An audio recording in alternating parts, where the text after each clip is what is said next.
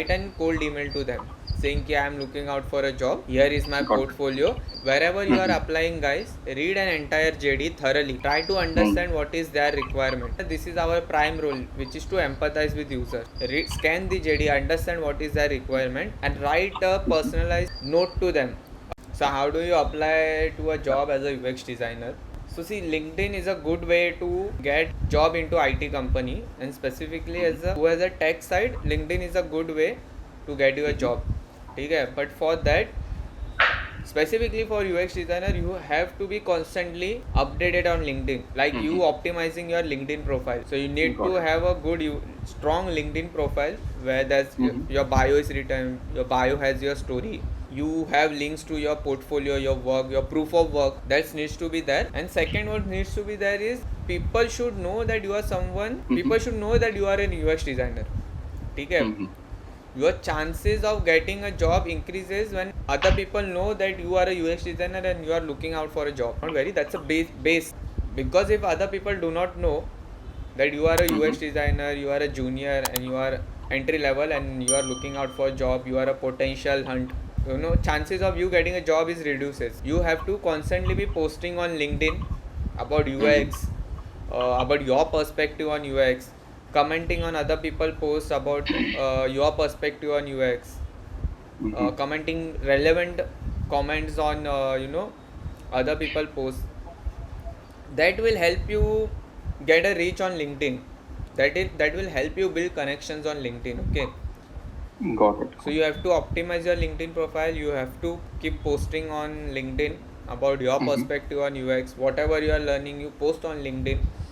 Mhm. Second is you commenting on other people posts. That way you build your strong LinkedIn profile which can give you a good reach. Then Okay. you have to build connections on LinkedIn, like you reaching out to a product HR on product company. You Mhm. messaging sending a personalized note to an HR saying, hey, I am a UX fresher, UX designer, here is my portfolio, I am looking out for a job, I am open to join as soon as possible. So you have to constantly keep messaging people, HRs on LinkedIn, building Mhm. connections to other with other product designers on LinkedIn, sending them Mhm. the personalized note saying, hey, I am a fresher UX designer, I see that you are an experienced guy, I like to have a build a connection with experienced UX designer and learn from them. Don't directly Mhm. ask for a referral on the first go for a Mhm. designer or a product manager, because that's not their job. Rather build a connection, share some messages, and then ask for a help. Hey, could you please refer me to your company? For HR you can directly ask because that's their job. You Got it. send them the personalized note with your portfolio link and you can ask them Mhm. for a job. Hey, is there opening at your company? I would like to apply, here Mhm. is my portfolio. That is one way Got it. of doing it. Second is obviously Naukri. But नौकरी में Mhm. क्या होता है, on नौकरी app you get volume of calls, volume बहुत ज़्यादा होता है बट उसका वो क्वालिटी वाला वॉल्यूम ये नहीं रहते, कॉल्स नहीं रहते. But if you want to try, you can try that way out also. And third is Mhm. the most oldest and golden way is cold emailing. Mhm. You look on LinkedIn which company is looking out for a UX designer, you go on their Mhm. website, you find out HR email ID or career email ID, and you write a Mhm. LinkedIn, you write a cold email to them saying I am looking out for a job, here is my Got it. portfolio. And Mhm. read to the JD. Wherever you are Mhm. applying, guys, read an entire JD thoroughly. Try to Mhm. understand what is their requirement. As a UX designer, this is our prime role, which is to empathize with users. So we also have to empathize with our recruiters. Go to the JD, scan the JD, understand what is their requirement, and write a Mhm. personalized note to them, a personalized cover letter to them. Hey, I went to the JD. You are looking out for someone who is good at research. Here is my portfolio where I've done research. Here Mhm. is a proof of work for a research. I saw someone. I saw your JD. You are looking out for a guy who can build screens for you. Here is my UI Mhm. skills. You can check my UI skills out on this case study. You see Got it. how I am helping them take the decision whether I am a right fit for them or not. Okay, I am making this task easier for them. That this is what exactly you have to do. See what they are looking out for. Try to match their expectation with your proof of work. Show that proof Mhm. of work to them And if you do not have a proof of work to what they are expecting, Mhm. tell them I am still learning about it. I am willing to learn. Tell them I am willing to learn about it. I am still learning about it, and I am willing to learn about Mhm. what is your requirement now. Though I do not have that skill set yet, but I will learn eventually. So you write such cover letters to them. Doing all of this takes time. That's why it's you will not apply for 30-40 companies in a day. Mhm. You might end up applying only for 4 companies, writing email for 4 companies in a day. But that would be a strong catch. It would potentially get you a job rather than Mhm. Naukri people calling you 15 from 15 different companies. They're calling you. So, see, when you work in a real company, you would not have a choice. Whatever problem is given to you, you have to work on it. You do not have a choice. Okay? But when you choose your mock project, you have some freedom to pick a problem statement what you want. So, when you are learning and you are, at just a early stage of it, try to pick a problem statement where you have some background of.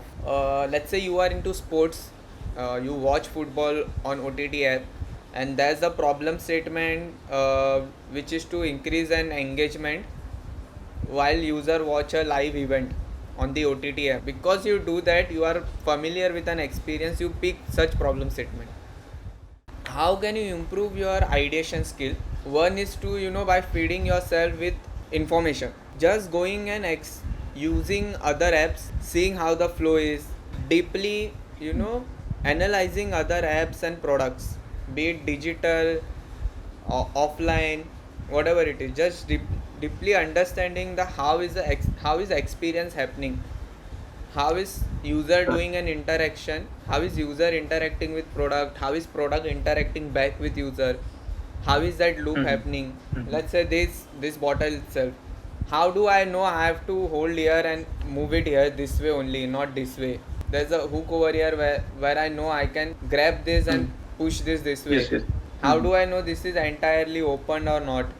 Because it is losing up, so I know this cap is now open and the bottle is open for me to drink. So you experience such products, be it offline or digital, and you ask very critical question to yourself: how is this happening? What are the feedback Mhm. that system is giving back to the user? How is user interacting with the product? Right, right. How is the experience of adding product to the cart on Swiggy? How is experience of adding product to the cart on Zomato? Feed Mhm. your brain with such ideas left, right, and center. And when you sit for ideation, you will naturally have that thought in your mind. Mhm. Let's say now you want to improve an experience on add to cart flow for an online app.